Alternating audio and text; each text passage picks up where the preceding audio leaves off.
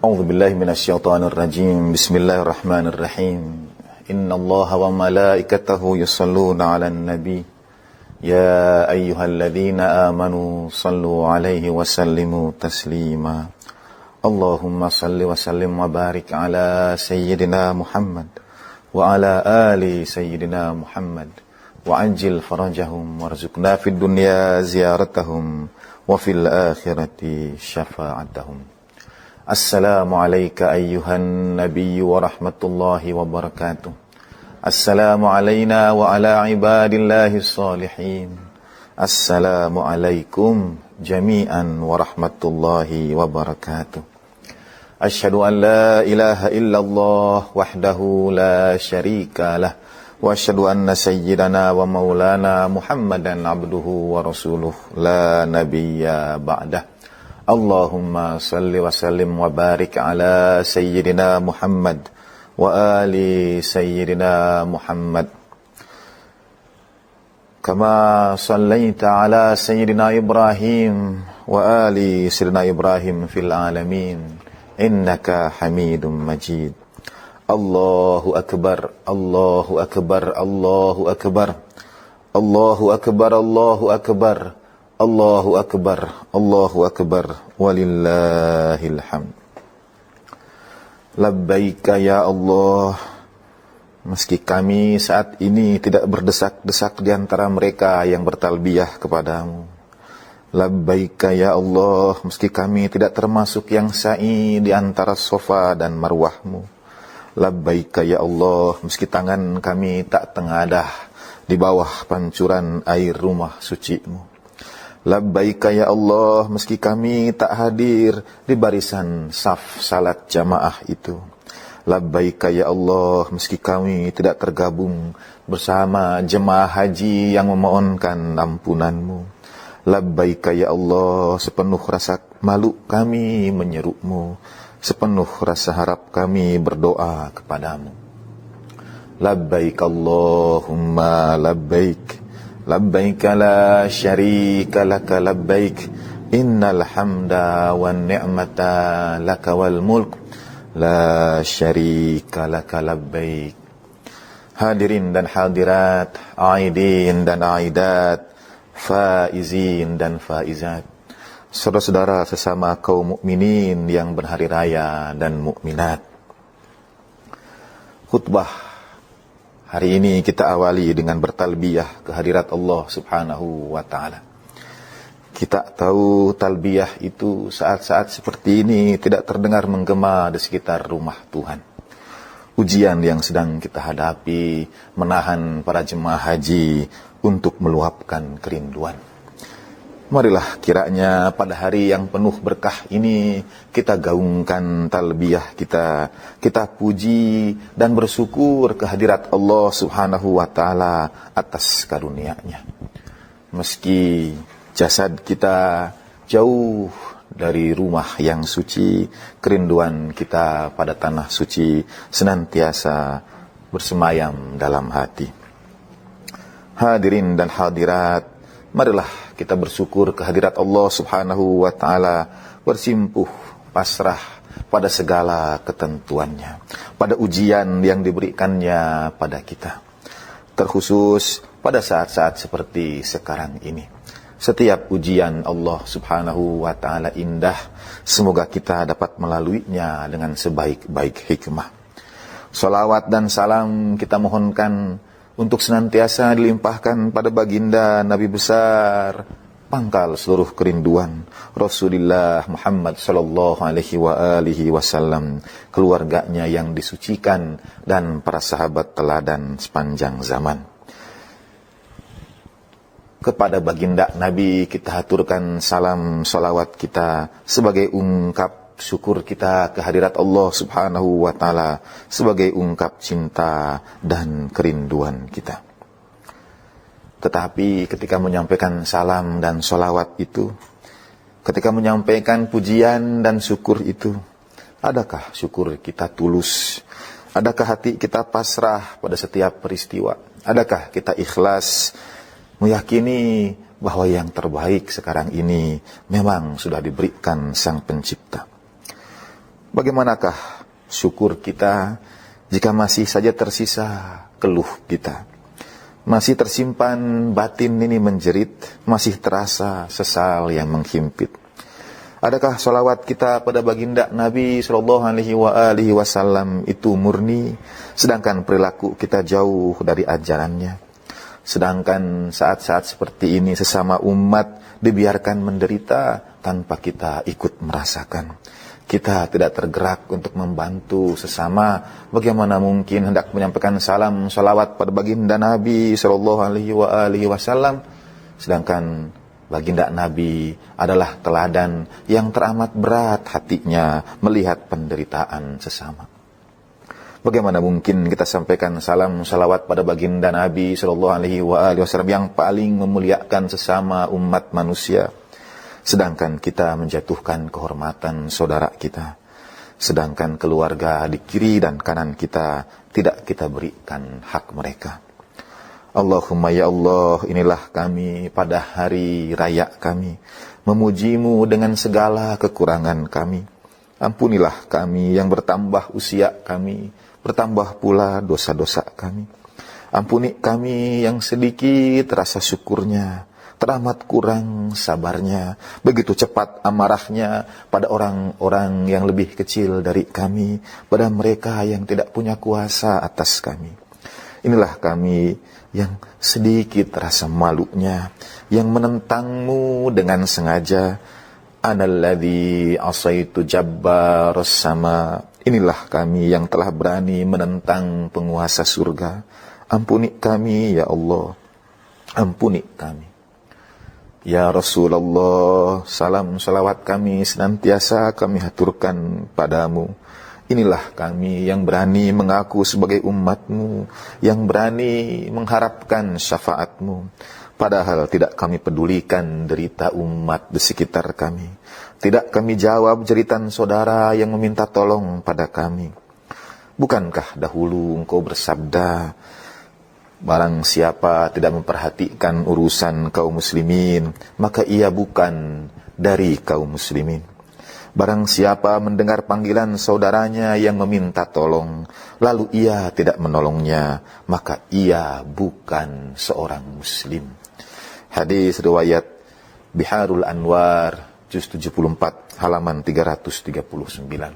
Dalam hadis baginda Nabi sallallahu alaihi wasallam ini, cara ciri keislaman adalah menjawab panggilan seseorang yang meminta kepadanya bantuan. Kalau ada saudara kita datang meminta tolong pada kita dan kita tidak menolongnya, falaisa bimuslim. Orang seperti itu menurut baginda Nabi tidak dapat disebut sebagai seorang muslim. Ya Allah, ya Rasulullah, apa jadinya kami nanti? Bagaimana akibat kesudahan nasib kami? Padahal malakal maut telah mengepak-ngepakkan sayapnya di atas ubun-ubun kami. Sehari berkali-kali ia datang menjenguk kami. Entah pada kali yang mana ia akan cabut ruh kami, dan melangkahlah kami menuju tempat pembaringan kami. Akankah kami selamat dalam diri dan agama kami? Rabbana hawwin alaina sakaratil maut wa ahwalal barzakh wa yaumil qiyamah. Ya Allah, ringankan bagi kami sakaratul maut, ketakutan alam barzakh dan beratnya hari kiamat. Bagaimanakah kita akan dapat selamat? Ya Allah, pagi hari ini, pada hari raya kami yang penuh berkah ini, kami sampaikan permohonan ampunan kami, taubat kami, penyesalan kami. Sungguh ya Allah, diri ini telah tergadai oleh dosa-dosa kami. Tangan kami telah terbelenggu, mata hati kami telah membatu. Tak sanggup kami alirkan air mata tangisan rindu. Hadirin dan hadirat, aidin dan aidat, marilah pagi ini kita mohonkan ampunan pada Yang Maha Kuasa. Mari kita renungkan setiap kesalahan yang telah kita perbuat. Seorang imam ditanya, bagaimana jalan mensucikan diri? Ia menjawab, kau pandang besar dosamu dan selalu kau ingat. dan kau pandang kecil kebaikanmu, dan kau lupakan dengan cepat.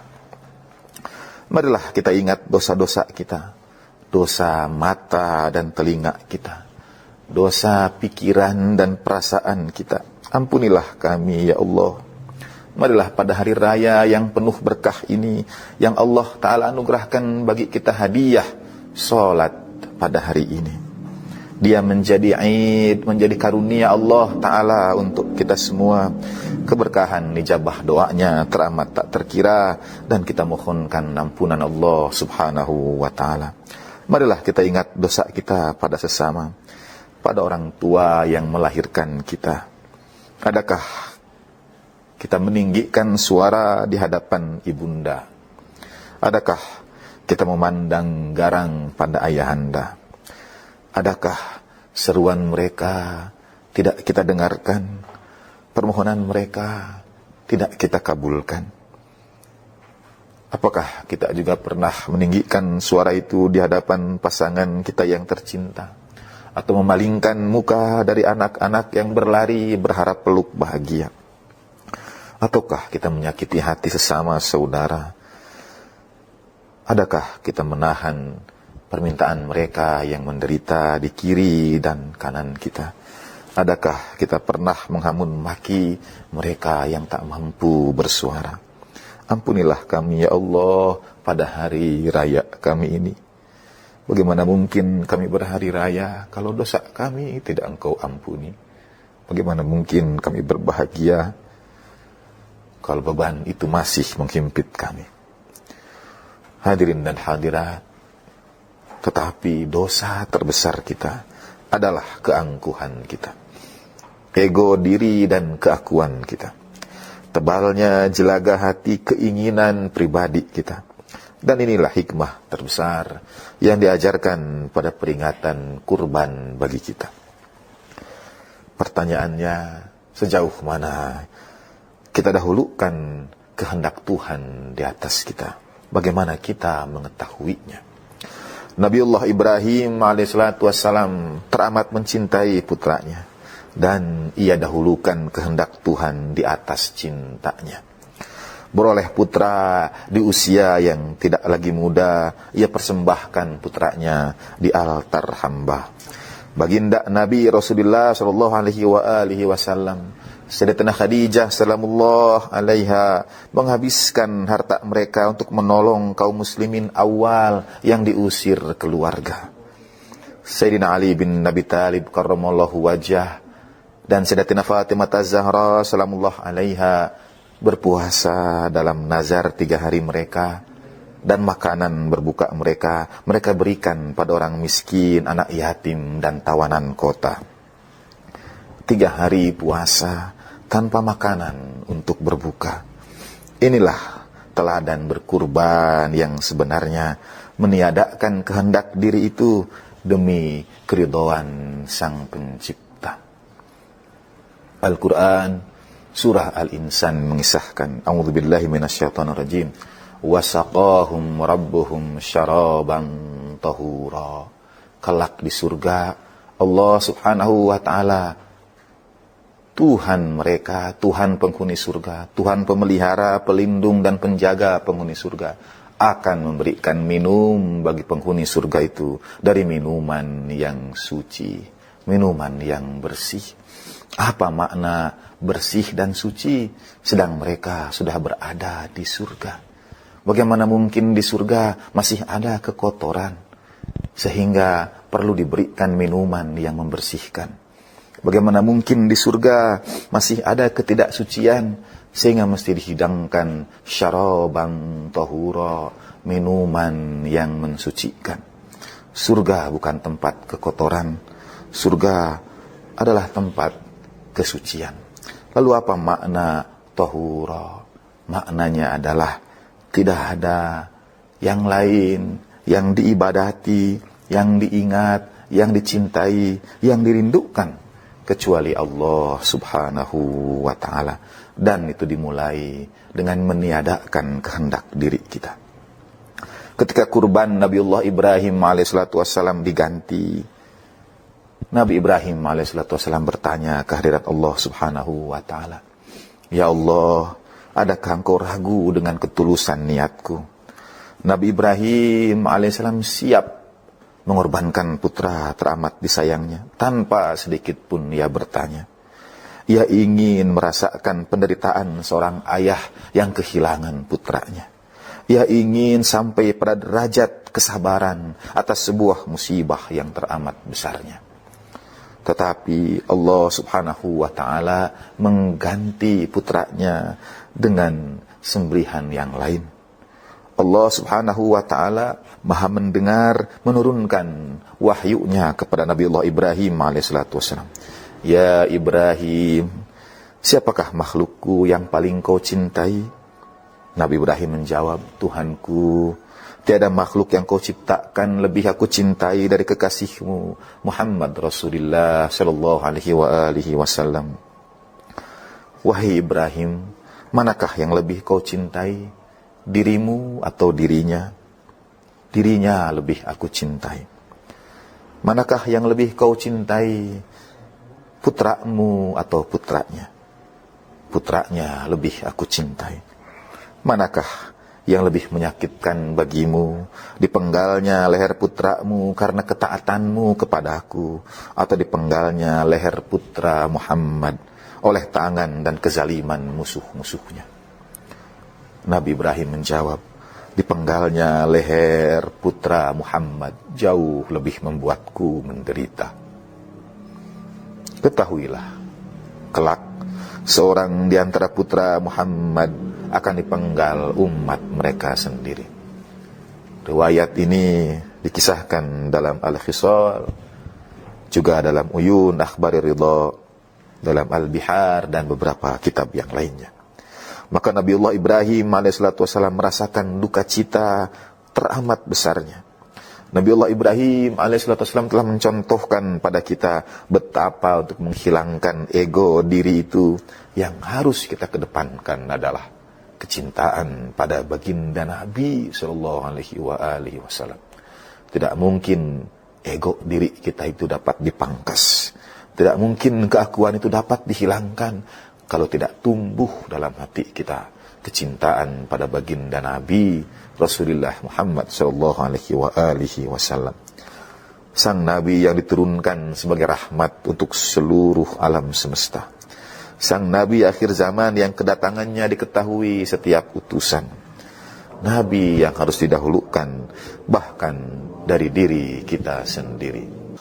A'udzubillahi minasyaitonir rajim. An-nabiyyu aula bil mu'minina min anfusihim. Al-Quran, surat Al-Ahzab, surat ke-33 ayat ke-6. Dan mengapa kecintaan pada baginda Nabi mesti didahulukan bahkan dari diri kita sendiri? Karena itulah teladan teramat mulianya bagi kita untuk mengorbankan, untuk meluruhkan seluruh ego dan keakuan kita.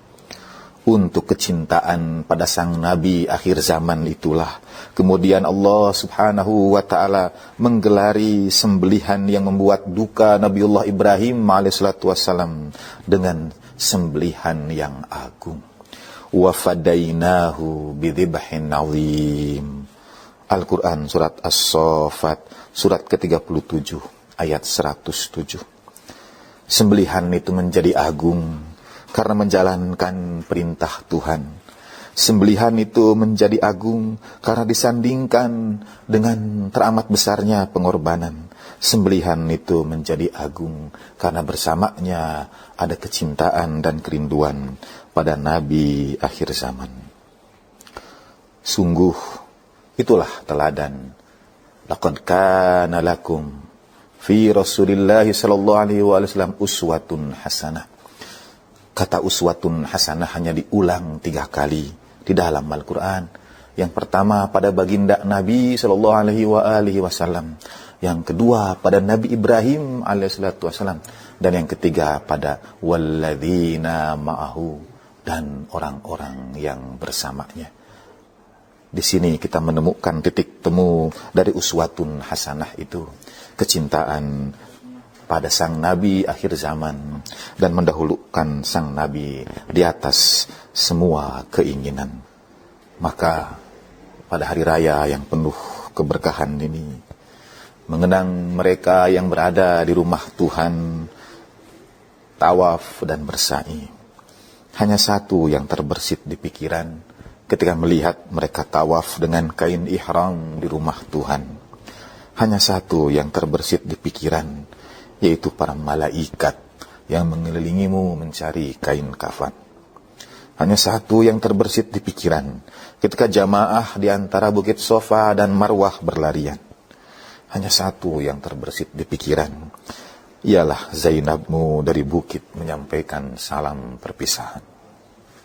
Ketika pada Ibrahim disampaikan akan ada pengorbanan yang lebih besar, tidakkah Ismail pada saat yang sama bermohon agar dirinya jadi tebusan untuk Sayyid Al-Asghar?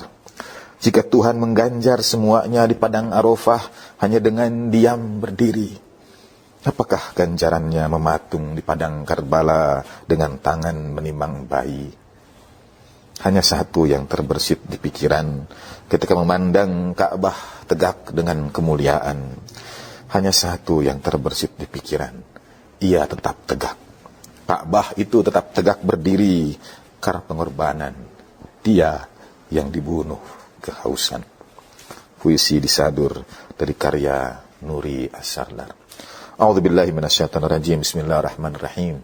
Qul huwallahu ahad, Allahus samad, lam yalid wa lam yulad wa lam yakun lahu kufuwan ahad. Wa sallallahu ala sayyidina Muhammadin wa alihi tahirin walhamdulillahi rabbil alamin.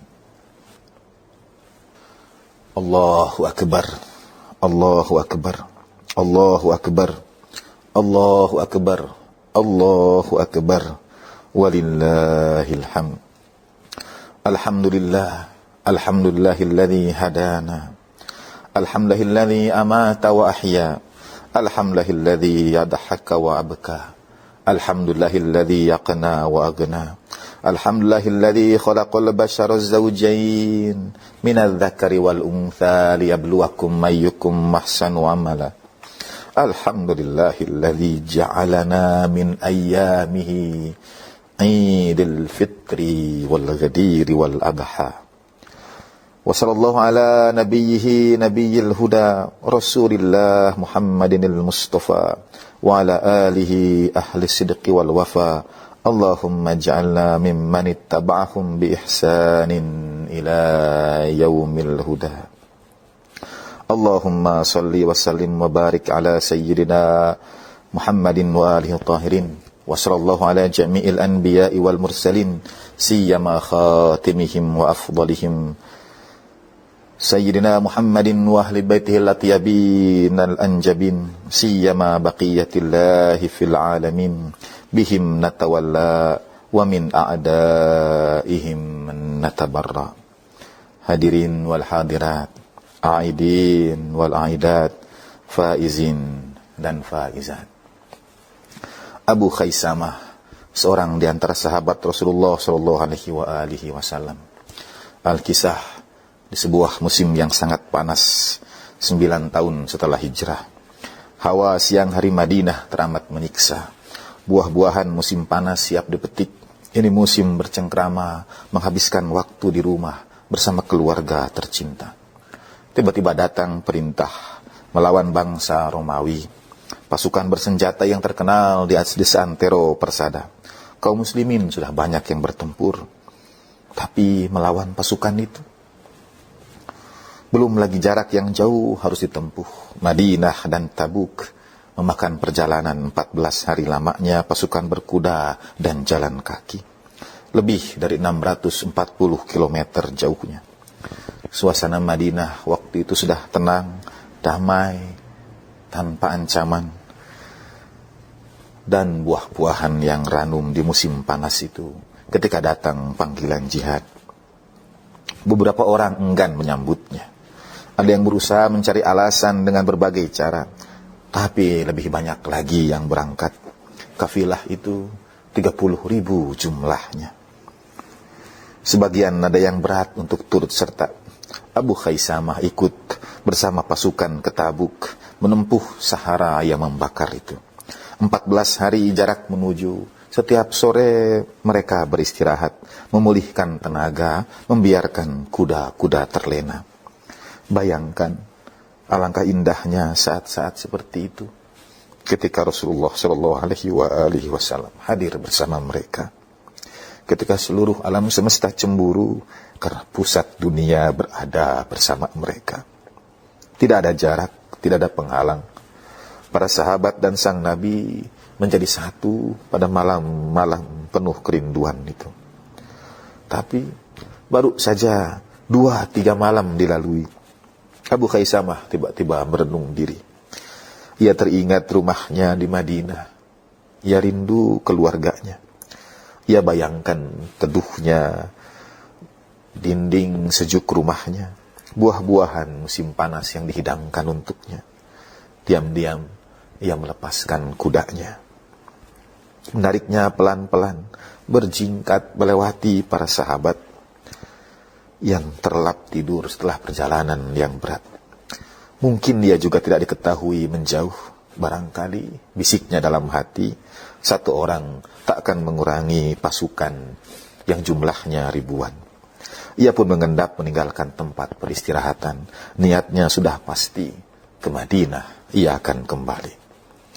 Begitu jarak agak terpisah jauh, ia pun menghentak kudanya, membelah malam dengan cepat, menuju rumah keluarga yang disayanginya, menuju ketenangan, kedamaian, dan kebahagiaan yang dibayangkannya. Entah berapa lama ia berkendara, akhirnya ia sampai juga. Kepulan nasab kuda ke arah rumahnya telah memberi kabar pada penghuni rumah akan seseorang yang datang pada mereka. Mungkin itu Abu Khaisamah, pikir istrinya. Benar saja, makin mendekat, kuda dan penunggangnya makin jelas terlihat. Istrinya bergegas mempersiapkan. Hendak menyambut suami ke rumah dengan kehangatan. Tikar ia hamparkan, buah-buah ia hadirkan, air minum yang segar ia siapkan. Tidak lupa ember dan air bersih untuk membasuh kaki yang letih. Ia siap berkhidmat dan jamuan tersaji untuk dinikmati. Tapi apa yang terjadi? Begitu Abu Khaisamah dan kudanya sampai di gerbang rumahnya, ia menarik kendali kudanya seketika. Ia berhenti tiba-tiba.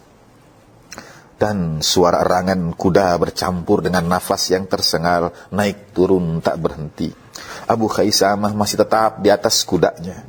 Kaki disanggurdi tak juga melepaskan diri. Ia berputar berkali-kali. Istrinya kebingungan. Wahai suamiku, selamat datang. Kau pulang dari perjalanan yang panjang. Pastilah engkau sangat kelelahan. Kemarilah, beristirahatlah. Apa yang menahanmu turun dari kudamu? Lihat, aku sudah mempersiapkan air hangat untuk membasuh kakimu. Air segar untuk membasahi bibirmu. Minumlah agar kau puaskan dahagamu. Lihatlah buah-buahan yang baru kupetik ini. Makanlah agar engkau kenyangkan dirimu. Abu Khaisamah tidak juga turun dari kudanya. Ia seperti kebingungan, seakan-akan sebuah pergulatan tengah bertarung di batinnya. Lalu ia berkata, memecah keheningan di antara dengusan kuda. Istriku sayang, rinduku padamu tak terkira. Aku memacu kudaku untuk kembali kepadamu. Tapi begitu aku melihat engkau hamparkan sajian itu, begitu aku tahu kau hidangkan buah-buahan itu, dan air segar yang kau siapkan untukku, ingatanku melayang pada sang Nabi. Mungkin ia sekarang menempuh terik Sahara yang panas. Mungkin ia kehausan.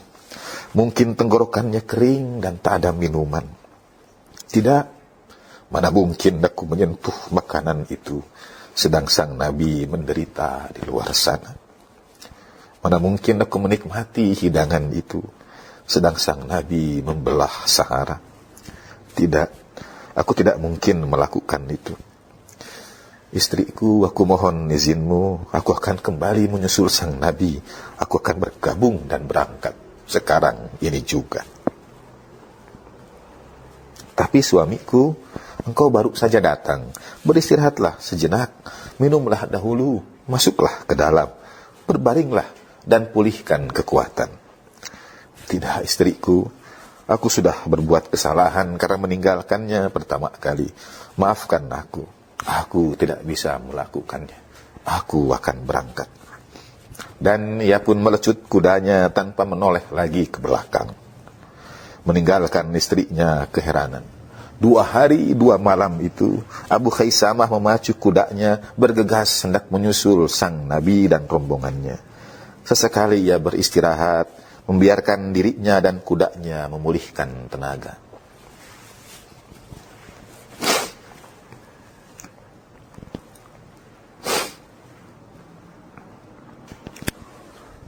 Di satu tempat, ia bahkan bertemu pemuka Quraisy yang menggodanya untuk kembali. Tapi batinnya yang gelisah, raut mukanya yang gundah tak dapat ditutupi. Hatinya telah bicara. Ia harus meminta maaf pada sang Nabi.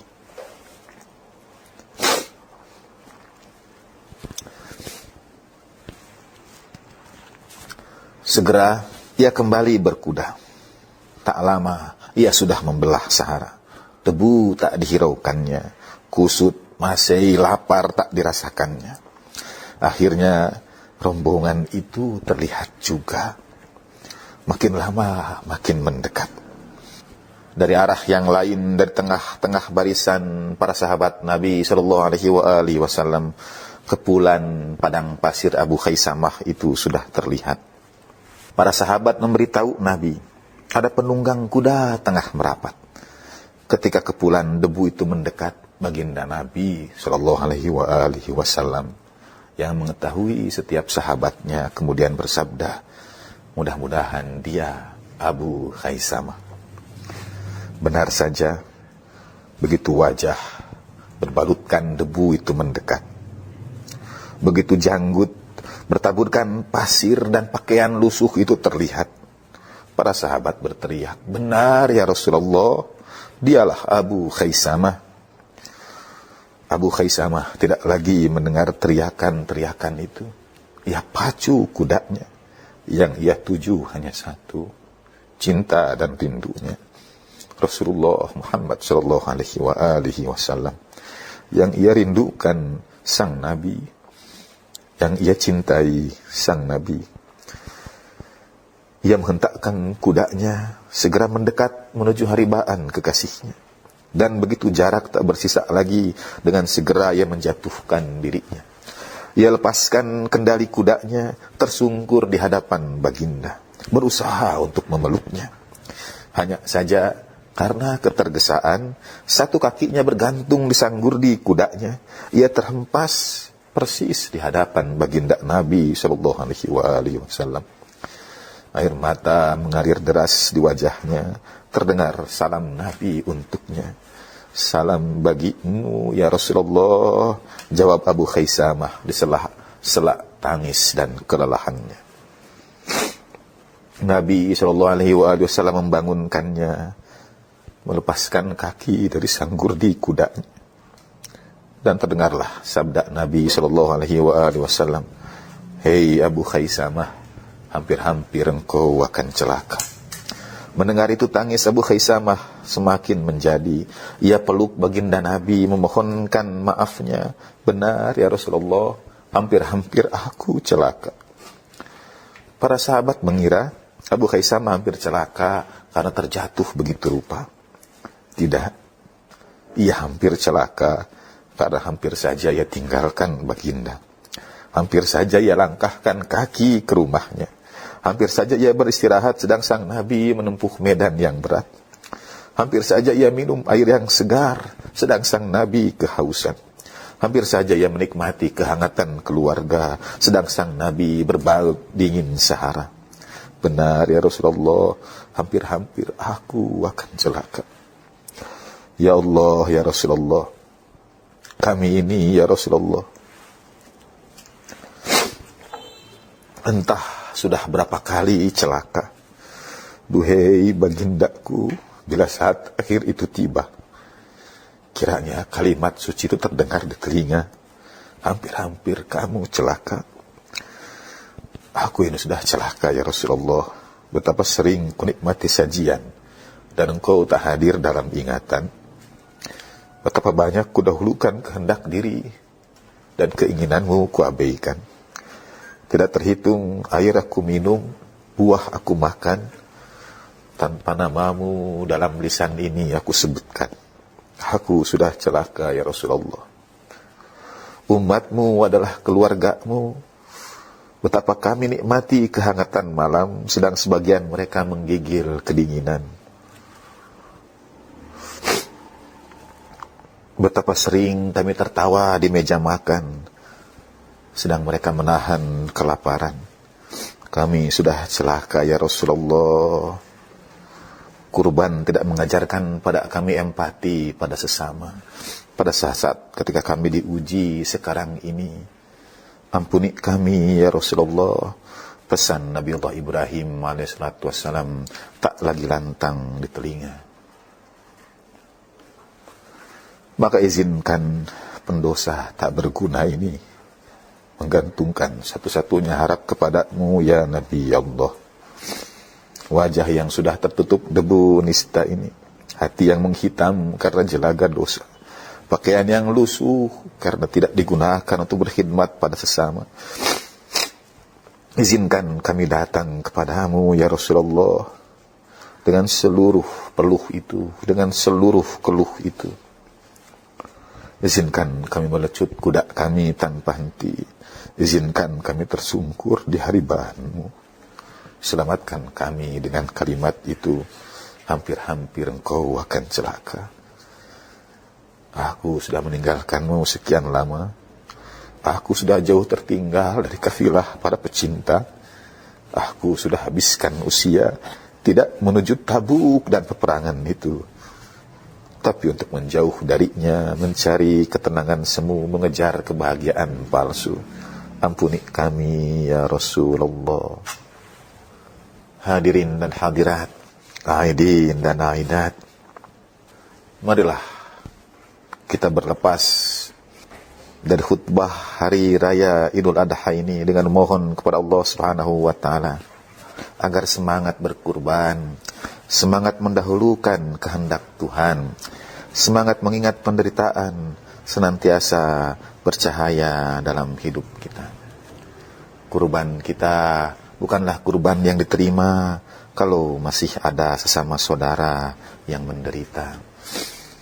Pada saat-saat ketika kita diuji dengan ujian bersama seperti ini, mari kita tingkatkan kepedulian. Mari kita bantu sesama kita. Mari kita antarkan sebaik doa. Semoga mereka yang tengah berjuang di luar sana, para pejuang keselamatan, semoga mereka yang juga sedang diuji dengan berbagai penyakit dan kesulitan, semoga Allah Ta'ala karuniakan sebaik jalan keluar dan kesabaran.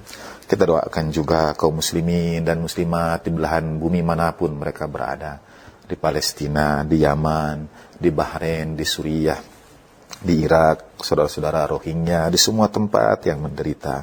Kiranya Allah Subhanahu wa taala mengajarkan pada kita sebaik-baiknya kurban adalah mendahulukan kehendak Tuhan.